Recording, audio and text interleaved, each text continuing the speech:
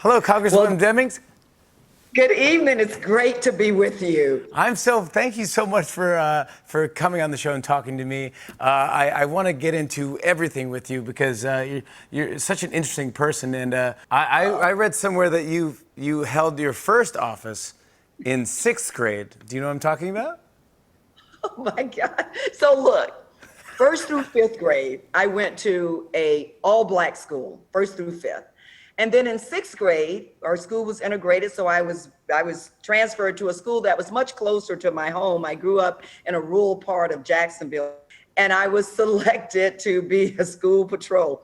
And Jimmy, I took my job as a school patrol very, very seriously. Now, Oh. it was supposed to be limited to helping children, maybe cross the street or cross the parking lot and just standing there with my orange badge on looking official. But I really carried my job to the bus. And if kids were misbehaving, No, yeah, you put them in their place. I love it. Oh my God. And look at you now. See, kids? I'm surprised they didn't like do a stakeout and wait for me on the playground or something, but Yeah, wow, I know, yeah. Look now. Look at you now.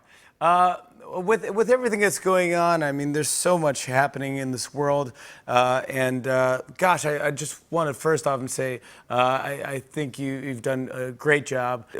Everything that's going on with Black Lives Matter kind of put you in an interesting position. What happened to George Floyd, and let me say this as a former law enforcement officer who did the job 27 years. Wow. I grew up in the Orlando Police Department, worked my way up through the ranks to become their first woman chief of police. It was a job that I loved and a job that I felt like I was really making a difference. Sure. But what I do know is what happened to George Floyd was brutal. It was senseless.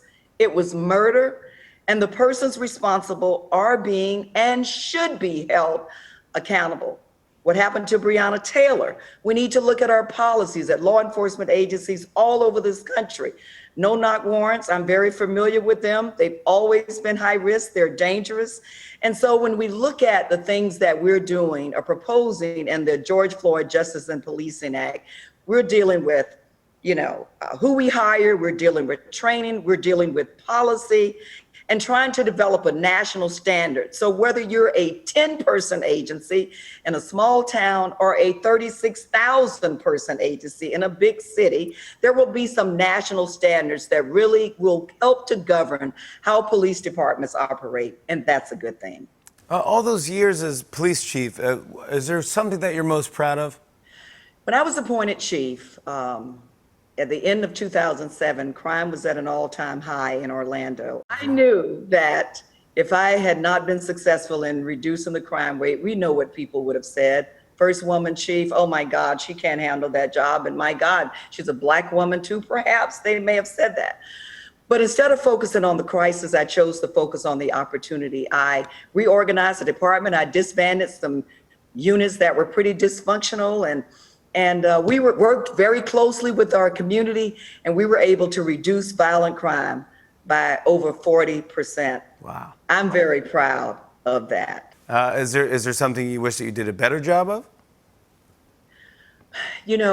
As a public servant, and I won't just limit it to police work, I would hope that every public servant would say to themselves when asked that question, yeah, I wish I would have done more. I really wish that I would have focused more on training within the police department. We focused a lot on training. Don't get me wrong. We trained in some areas 4 times more than the state are required. But in terms of de-escalation training, one of the things that I used to say to the men and women all the time when I was the chief was that, number one, you have a lot of equipment around your waist. The best weapon that you have is the good brain that you have. Yes. Use it. Always use it. Our ability to communicate with people. When we talk about de-escalation skills, that's all that is. It might have a fancy name. It is the ability to not be rushed, not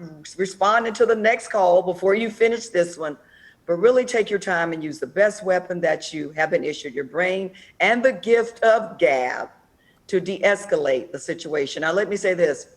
You can't do it on everybody. There are some people who are just looking for the fight, right? And if you show up in a police uniform, that's the one they've been looking for. Yeah. But to have focused more on de-escalation training, I think is always a win-win. And that's definitely something that we are doing with the George Floyd Justice in Policing Act. And I believe that's a good thing. Before we go, and thank you so much again for doing that. I know you're very busy. Congresswoman, you are on the short list of maybe being the vice president. As the little girl who was the school patrol, the 11-year-old Val, would you ever think this is possible?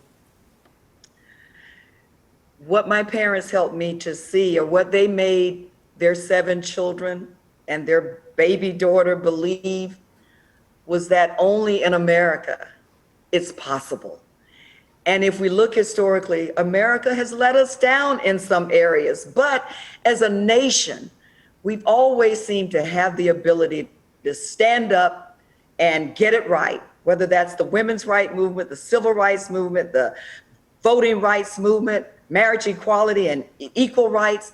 We've always had the ability to get it right. And so I do believe that only in America can that little Black girl who grew up the daughter of a maid and a janitor, served as the school patrol, be on a short list for Vice President of the United States. I'm honored and humbled by the possibility.